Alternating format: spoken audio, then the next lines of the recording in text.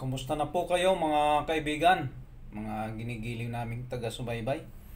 Sana po ay datnan kayo ng programang ito na nasa mabuti po ang kalagayan. Sana pong dako kayo sa mundo naroroon. Sa umagang ito ay atin pong sagutin ang tuligsa ng isang puno ng isang relihiyon na sa pagdating ng ating Panginoong Hesukristo ay tutol siya na ang mga hinirang ng ating Panginoong Hesukristo ay dadalhinan niya sa langit. Ito po siya, pakinggan po natin siya. Yan, matatapos na raw ang sanlibutan, hindi na raw iiral. Maling aral yan, mga kapatid.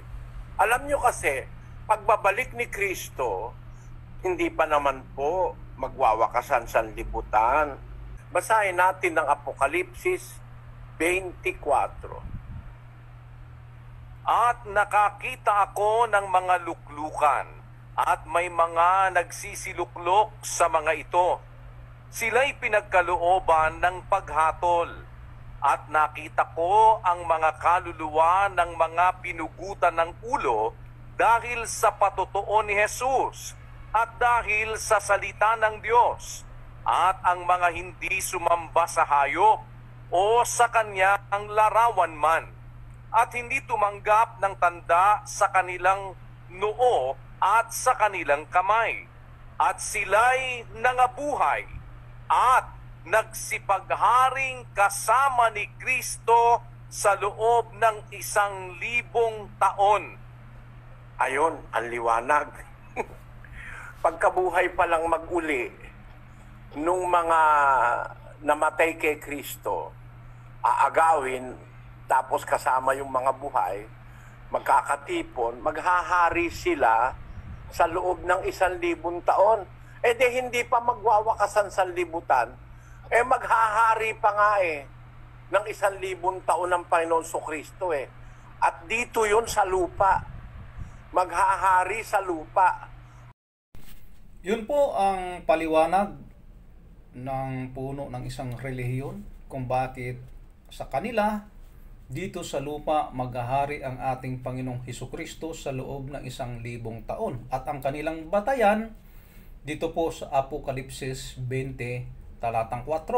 Subalit mga kaibigan, pansinin po ninyo, kapag ka ating binasa ang naturang talata, wala pong nakalagay sa naturang talata na dito sa lupa maghahari ang ating Panginoong Hesukristo sa loob ng 1,000 taon. Pakinggan po ninyo ang talata ng kanyang batayan, atin pong basahin at ilagay natin sa screen para kayo na mismo ang makakita kung nandun ba sa naturang talata ang maghahari dito sa lupa sa loob ng 1,000 taon ang ating Panginoong Hesukristo. Narito ang naturang talata. At nakakita ako ng mga luklukan at may mga nagsiluklok sa mga ito. Sila'y pinagkalooban ng paghatol. At nakita ko ang mga kaluluwa ng mga pinugutan ng ulo dahil sa patutuo ni Jesus at dahil sa salita ng Diyos, at ang mga hindi sumamba sa hayop o sa kanyang larawan man, at hindi tumanggap ng tanda sa kanilang noo at sa kanilang kamay. At sila'y nangabuhay at nagsipagharing kasama ni Kristo sa loob ng 1,000 taon. Mga kaibigan, kita nyo naman sa ating binasa na wala pong nakalagay dito sa talatang ito na maghahari ang ating Panginoong Hesukristo dito sa lupa sa loob ng 1,000 taon. Maliwanag po na dagdag lamang po ng isang mangangaral na dito sa lupa di umano maghari ang ating Panginoong Hesukristo. Bakit? Ano po ba ang mangyayari sa sanglibutan o sa mga lingkod ng Diyos kapag ka ang ating Panginoong Hesukristo ay narito na? Pakinggan po ninyo ang patutuo ng ating Panginoong Hesukristo. Ito po ay kanyang pangako sa kanyang mga lingkod na sa kanyang pagbabalik ay dadalhin na niya ang kanyang mga hinirang sa bahay ng kanyang ama. Pakinggan po ninyo ang aking babasahin dito po sa Juan 14:2-3 na ganito po ang ating mababasa. Sa bahay ng aking ama ay maraming silid.